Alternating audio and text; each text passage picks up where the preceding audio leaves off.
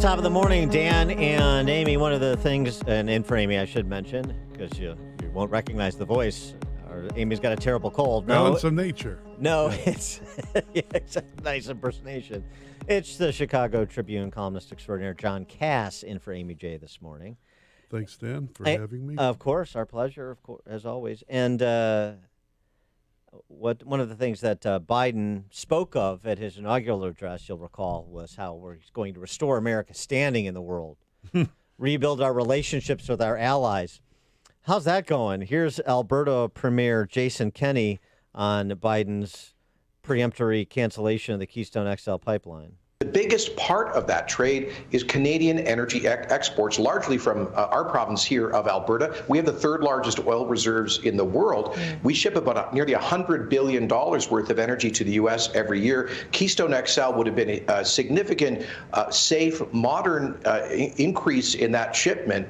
And it is it's very frustrating that one of the first acts of the new president was, I think, to disrespect America's closest friend and ally, Canada, and to kill good-paying union jobs on both sides of the border, and ultimately to make the United States more dependent on foreign oil imports from OPEC dictatorships. We don't understand it, and at the very least, we believe that those who've invested in this project, trusting in the regulatory process in the U.S., should be compensated by the U.S. administration. You mean the taxpayers? Oh, off to a slow start in terms of, feeling the era of good feelings with our allies, including our neighbors to the Great White North. We'll start there with Lieutenant Colonel Jim Carafano, Vice President of the Catherine and Shelby Cullum Davis Institute for International Studies at the Heritage Foundation, author of books including Wiki at War and Private Sector Public Wars. Jim, thanks for joining us. Hey, good to be with you. So what about that? Disrespectful to the Canadians. That's not the lovey-doveyness we expected from that we expected the Biden administration to bring to the world. Well, it's more than that. It's bad science. It's bad economics. It's bad foreign policy, and it's actually anti-truth. So it's almost a poster child for all the things the Biden administration promised they weren't going to be. It is really bad science. So we have a pipeline that's about 500 million barrels. So the XL would have doubled that moving. That oil's still probably going to come to the United States because that's the most efficient place to take it.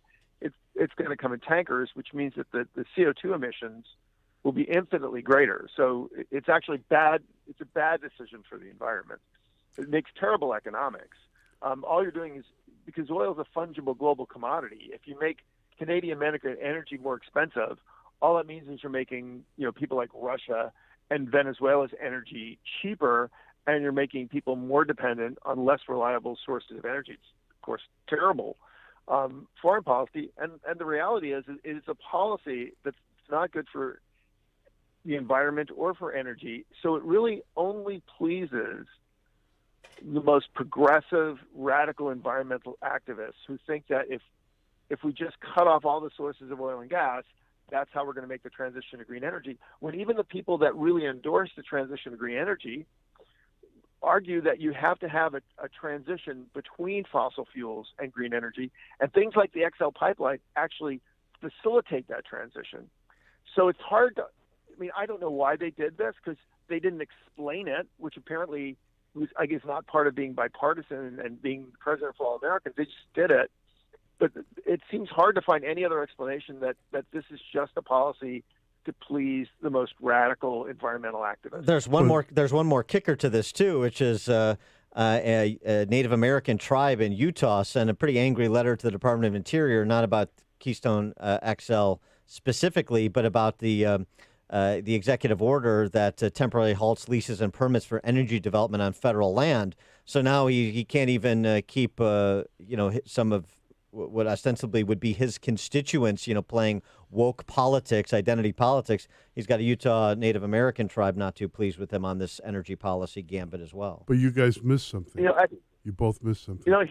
Where's the Lieutenant Colonel? Where is the railroad industry? They've got to be happy with this. So Warren Buffett's happy. Warren Buffett and anybody investing in tankers, right? Tanker cars. Right, but right. they would be, because they're going to make more money, but it's not nearly as efficient and cost effective, and it actually increases greenhouse gases. So it's because eventually, if you do railroads, you still got to transit that to a tanker at some point, and the transit times are going to be longer from the railroads than they would be from a pipeline. So, I think the biggest issue here from an environmental and energy policy standpoint is how do you make a transition to greener energies? And the answer is you make energy more affordable, you make economies more wealthy and more efficient, and you facilitate the evolution of technology and infrastructure. All this does is it makes us poorer and more vulnerable. It's a terrible, terrible policy decision. Well, and on the score of energy independence and economic vitality, those two scores, I suppose, the news over the weekend that China has now taken over the United States as the world's top destination for new foreign direct investment. They did that last year, now supplanting the United States as the most attractive place for capital to locate. What are the implications of that? Well, I think the problem is the more investment there is in China from foreign companies, and the more companies are in such entangled with China, the more dependent they are on them, and the more dominant China's position is technology. What they're in secret about this, I actually wrote a book about this back in, I think, 2006 or something, and I went back and looked at it, and the Chinese said, over a decade ago, their goal is information dominance, and they're going to achieve that through dominating digital and other forms of infrastructure. They look at information as kind of the world's new nuclear weapons, and facilitating and speeding that process of Chinese dominance actually definitely puts the United States in a more vulnerable position long term. And here's the deal, the only way to really compete with that is to make the American economy more attractive to invest in. Things like making energy in America more expensive, that does the exact opposite of making America an attractive destination for foreign investment. Let's talk about that just for a second longer, because I was referred to a development economist named Albert Hirschman, who wrote this interesting perspective on Germany in the run-up to World War II. And he wrote in 1941 that Germany was neither a free trader nor a protectionist. It was a power trader. Used trade as a key to gain commercial and military advantage over its adversaries. And the argument is that's what China is doing. It's not free trade or protectionism. We're looking at it the wrong way. It's power trading to gain commercial or military advantages. So it's sort of individually specific. It's context specific. But the play is power. It is not ideological in terms of free trade to grow the economy versus protectionism to protect industries. That's not what they're doing. I think that's an accurate, I have a PhD in history. That's, I think, an accurate both economic and historical assessment. And in the end, the United States was able to dominate in World War II simply because we had the world's most innovative, free, and powerful economy. And the policies that are not building on the strengths of our economy, like making us more energy dependent, making energy more expensive, limiting companies' abilities to innovate and grow, not challenging China. You don't want a level playing field with China in great power competition. The early mark of the Biden policies that's exactly what it looks like they're trying to do. No great power ever wants a level playing field. Correct? Well, I mean, if you're a great power that isn't threatened by others, you're perfectly happy to tolerate that, and indeed you value that because a rising tide lifts all boats.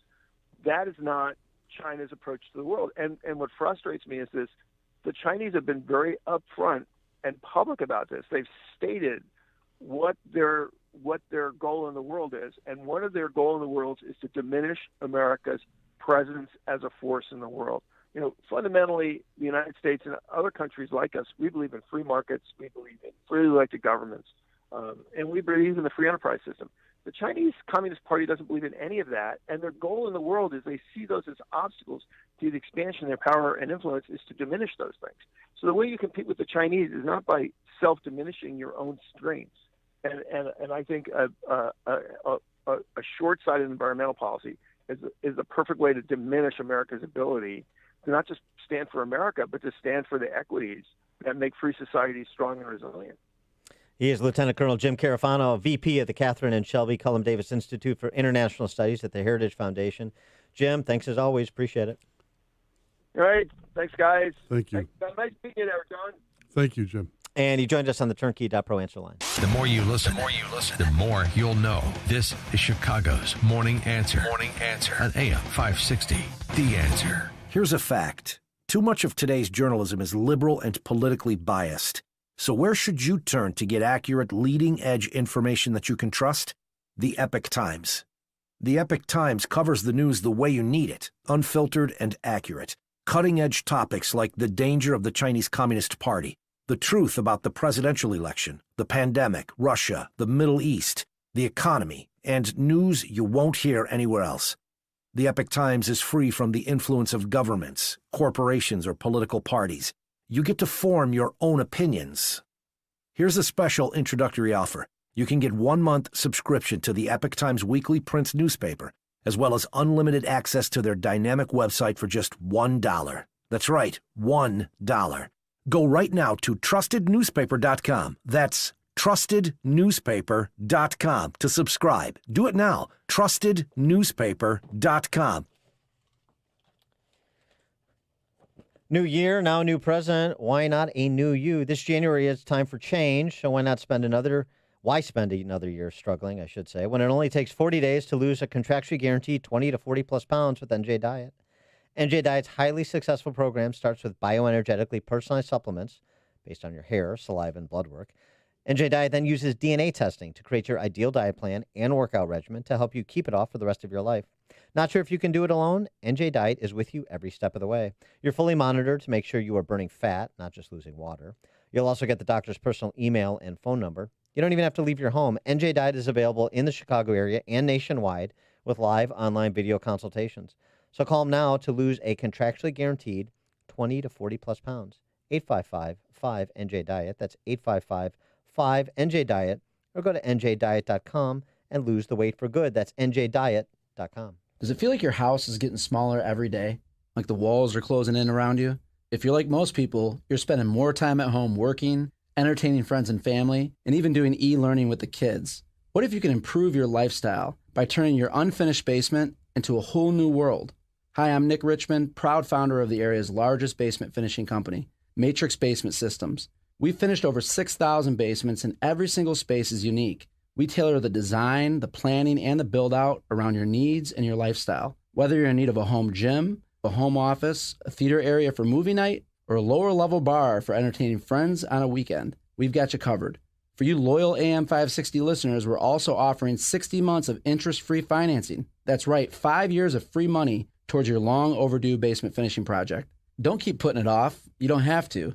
It's time to get you and your family that extra living space you deserve. Check us out online at mymatrixbasement.com. That's mymatrixbasement.com. Signature Bank is Chicago's fastest growing independently owned business bank. It's a bank where relationships still matter. Signature Bank knows your name and your story. I'm Dan Proft, and I know this because Signature Bank